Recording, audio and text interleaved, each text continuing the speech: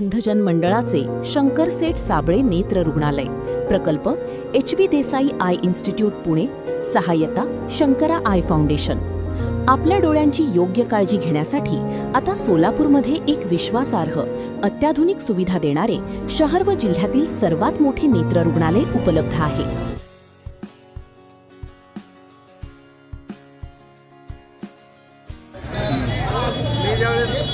दहावीला होतो म्हणजे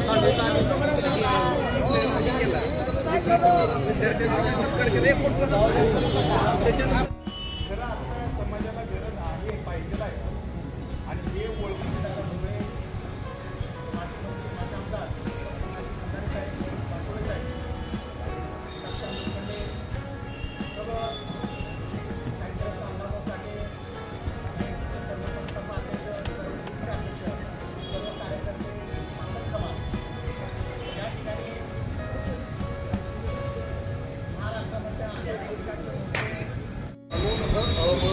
वर्गीकरणाचा एक महत्त्वाचा मुद्दा आहे.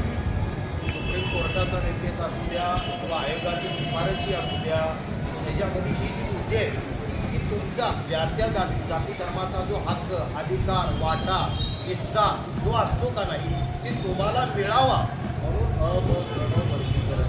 कुण्या महापुरुषाला विरोध, कुण्या जातीला विरोध किंवा कुण्या धर्माला विरोध ह्याच्यातला काय इश्यू नाही बा मित्रांनो. तुम्हाला सर्वांना सांगतो बरं का बाबा, गड वर्गीकरण आणि आरक्षणाचा मुद्दा काय की जो समाजापर्यंत तळागाळात पोचला पाहिजे की त्याचा हक्क आहे, त्याचा अधिकार आहे, त्याचा हिस्सा आहे, त्याचा वाटा आहे की त्याला मिळावा, त्याच्यासाठी गड वर्गीकरण आहे. आणि आपण नाही हे सुप्रीम कोर्टाने दिले, आपण काय करायचं आहे आपल्याला इथं आपण काहीतरी बोलून चालणार नाही. सर्व समाज बांधव एकत्र आले आहेत, एकत्र पद्धतीनं यशस्वी मोठ्या पद्धतीनं चांगला मोठा मोर्चा करूया, सर्वांनी मनाची खुंगाट बांधा, एवढंच माझी सूचना मांडतो. जय भीम, जय भारत, जय लोक.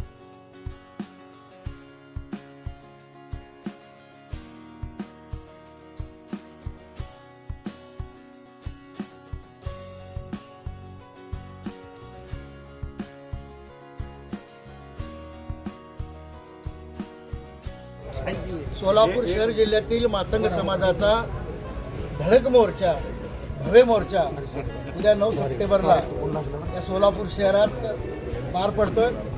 त्या मोर्चाची जय्यत तयारी या ठिकाणी झालेली आहे.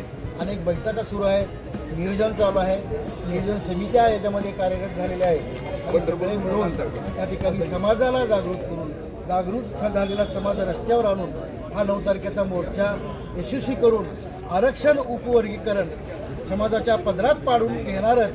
आणि मातंग समाज या मोर्चाच्या निमित्तानं, या चळवळीच्या निमित्तानं उपेक्षित राहिलेल्या जे 56 जाती आहेत अनुसूचित जातीमधल्या, त्या 56 जातीचं नेतृत्व मातंग समाज आज या निमित्तानं करतोय आणि करीत राहणार.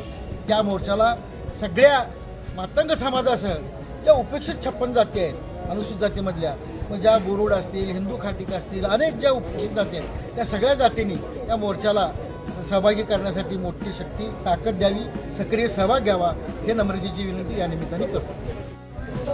येत्या 9 तारखेला आपल्या समाजाच्या वतीनं सकल मातंग समाजाच्या वतीनं 9 तारखेला मोठा भव्य मोर्चा होणार आहे.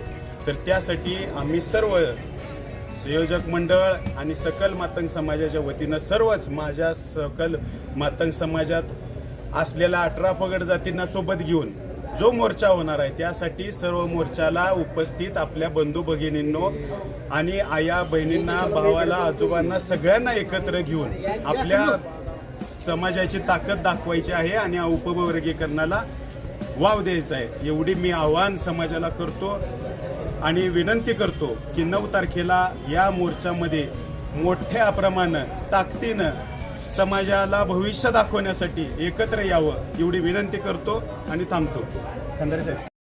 ताज्या बातम्यांसह ठळक घडामोडी पाहण्यासाठी आजच DD दर्पण न्यूजला लाईक करा, शेअर करा व सबस्क्राईब करायला विसरू नका.